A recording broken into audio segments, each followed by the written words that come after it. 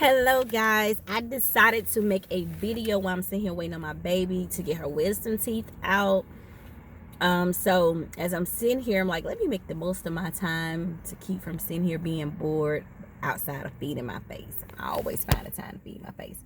But if you're new to my YouTube channel, please subscribe. If you been here for a while, and of course you know your girl has been very inconsistent since losing my nephew and just life happening and transitioning to Texas completely and so on and so forth.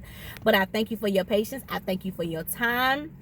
And I promise you that when I do come on here and upload videos, it's always intentional and purposeful. So I plan to get back consistent. I greatly plan to do so. So just be patient with me.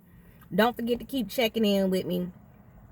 Share, please. And if you're new, please go back and watch some of my other videos.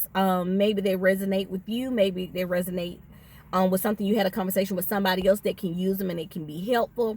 But anyway, my husband sent me a link on TikTok, from TikTok. I don't do TikTok, y'all. I try not to do too much social media because it gets so time consuming. But my husband sent me a link on TikTok, and what it was is the man was speaking on how y'all run around here giving these pastors y'all 10%, and they around here sleeping with your wives, got they mistresses on the front row, they daughters run around half naked, they wives run around half naked, they doing what they want to do, and yet and still y'all come here and trust and get them y'all 10%, so on and so forth. So I just wanted to say he had a very good point in regards to, you know, people in the pulpit. Some people in the pulpit are not doing the right thing. Some people weren't placed in the pulpit by God in the first place. So we must address that monster in the room. And we know that there are no perfect people, but we also know that there are some people who are using the platform as a way of coming up. But everybody must answer to God, okay? And there is nobody perfect. There is nobody perfect. And sometimes I think we put pastors on a pedestal because we don't expect them to do certain things. But there is a difference between expectations and people just messing up and people living a foul life and trying to lead God people. Scripture talk about shepherds all the time misleading and not handling his people right and causing his people to stray. So all of that is true, okay? But what I want to speak on is the 10% tithing thing. And the reason I say I speak on that part is because when you give your 10%, you're giving it to God's house. First and foremost, you're giving it to God's house. If the person who is over God's house is misusing that money, they will have to answer for that. But don't get so caught up in not doing what you're supposed to do on the backside of thinking what a man or woman may or may not do.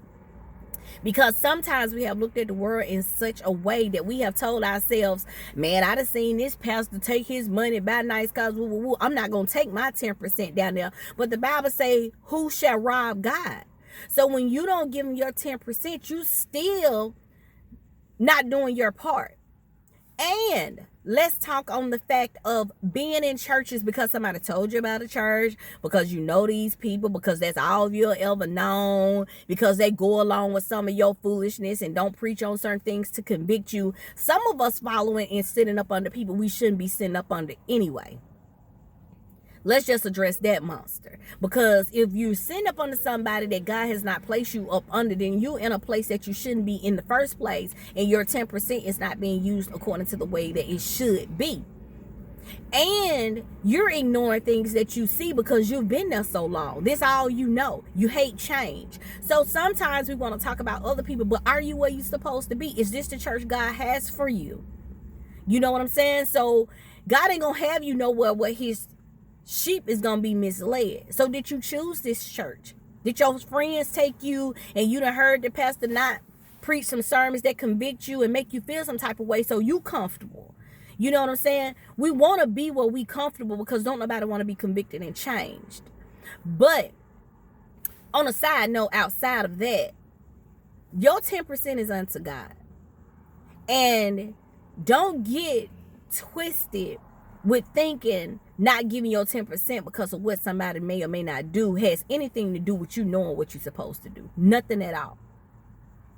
So my thing is, I say, if you have the time to do all of this, why you shouldn't give your tithes and so on and so forth, then you definitely have the time to do your part.